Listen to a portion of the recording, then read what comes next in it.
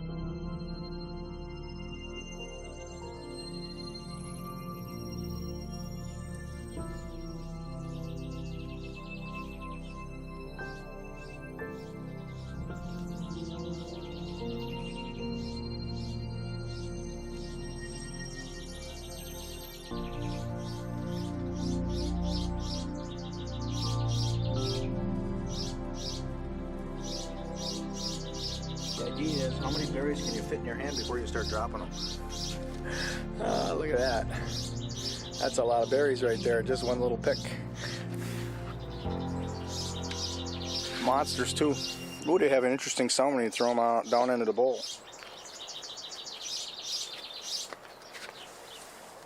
Kind of a hollow sound.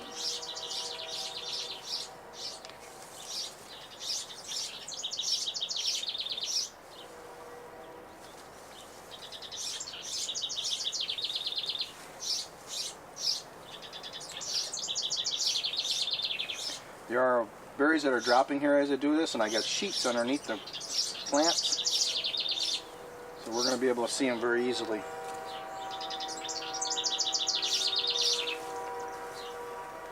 There's still a few green ones on here. We'll let the birds have those, right?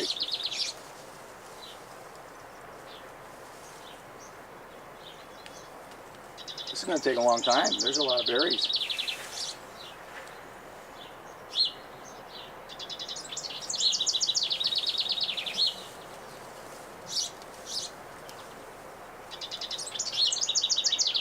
I got to do it now because if I walk away, the birds are going to be snapping on them.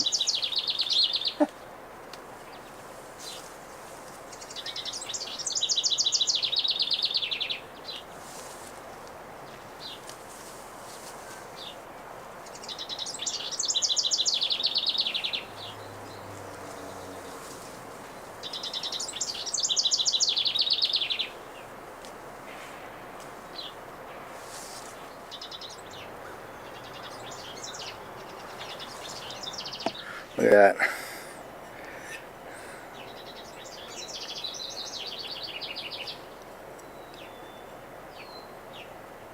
I'm trying to stick with this Cinderella. The Cinderella seems to be the sweetest. Ooh, am I breaking this bucket now? I think it was already kind of broke. I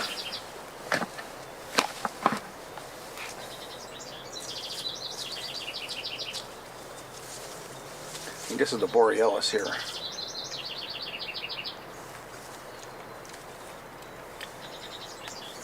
They're not bad. They actually have, the Borealis has maybe a little sweeter taste along with a little more tart taste. The Cinderella is less sweet, but it's definitely less tart.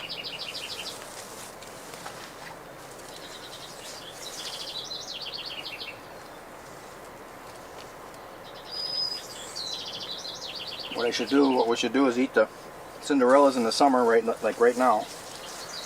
And then Borealis, save that for the winter, and we'll definitely appreciate those berries in the winter, even though they may be a little bit tartar. Little vitamin packets. I don't have to buy my vitamins, I got them right here. Just think of all the money I'm saving, having to buy vitamins and having to go to the doctor for every little thing that I'm worried about. Now, I'm not saying I'm foolproof, that there isn't some bacteria or fungal infection or something that's going to come along and affect me. I'm not saying that at all. I'm just saying that it's less likely to, because I am filled with the biological life that I have on this property. I've spent a lot of time here, and it has established itself in me, and it wants to protect its space. So if something comes after me wanting to take me out, it's going to be confronted with having to take out the bacteria that has already been established in me.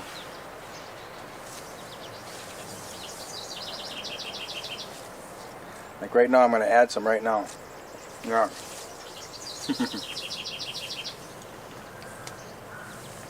Whereas if you were, virtually sterilized by all the pharmaceuticals, and then you're eating the sterilized food from the grocery store, I'll tell you, it doesn't take much to affect you.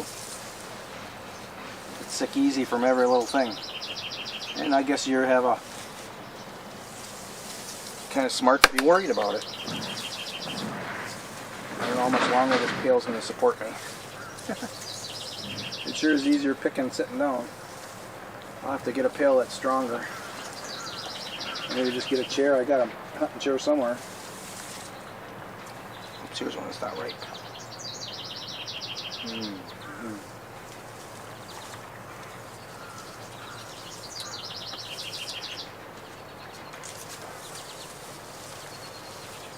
And that's off the other tree. That's the Borealis. Let's taste that again.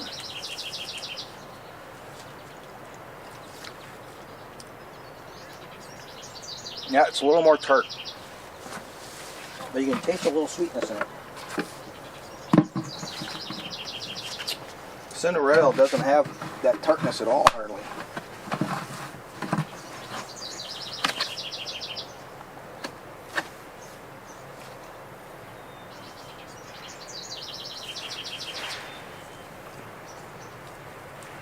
Boy, there's some healthy ones there. And of course, everything I talk about is just my opinion. I'm not trying to tell anybody anything. I'm not a scientist. And I think we had the discussion before when I was doing composting. Even the scientists don't really know what's going on as a whole. They can only isolate little parts of things, and they analyze that part, but they don't know how that part associates with all the other parts. There are just too many variables for them to learn exactly what anything is. So if I was to start analyzing all this stuff, it might even lead me to the wrong conclusions. Of course, you see that a lot in science, where they backtrack on certain other discoveries as they discover something that's in opposition. And that doesn't even mean that their new ideas are even valid. What they've done is they validated that they really don't know what's going on. You can get an idea, that's about it. They don't know for sure. They don't know what kind of variable is going to come into play in the future to change all of that over all their ideas of the past.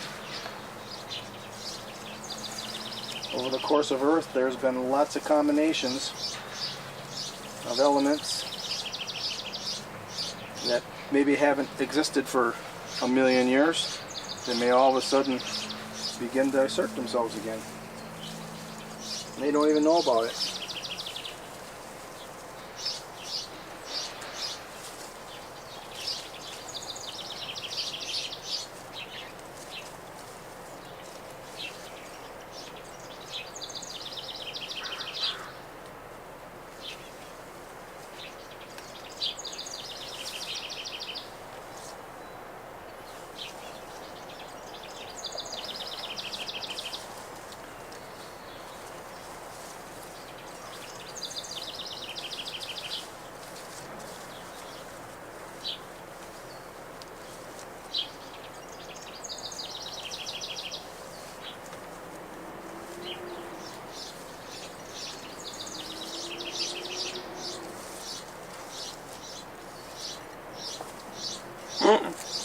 Well, I better empty this half of one out. I'm going to drop it and have to pick them all up. I've done that before. Here's another half of one. That's 3 half of ones now. Or step on them and smash them. And they're actually not on the ground, they're on a sheet. Let me say that over and again. I hope I never forget to put that sheet down every time I pick these, because that's how easy they fall off. There, the dark guy eating the berries.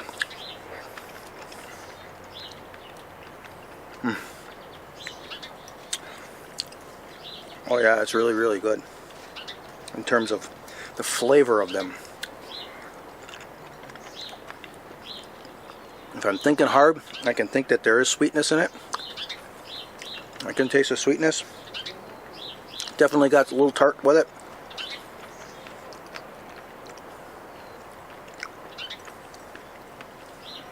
Yeah.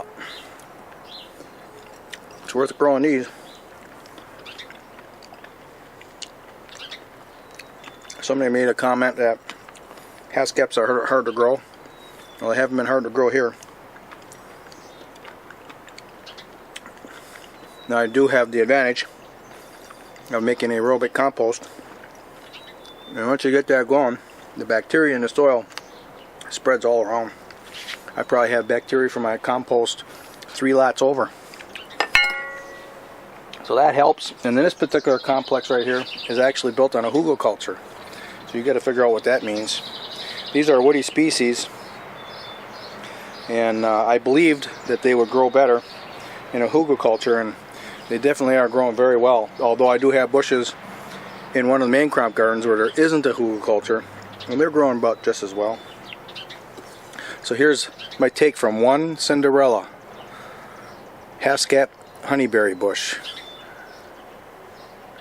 It has a berry blue on one side, on the west side, and it has a borealis on the east side of it. And they're planted very densely where the the branches are actually interlocked.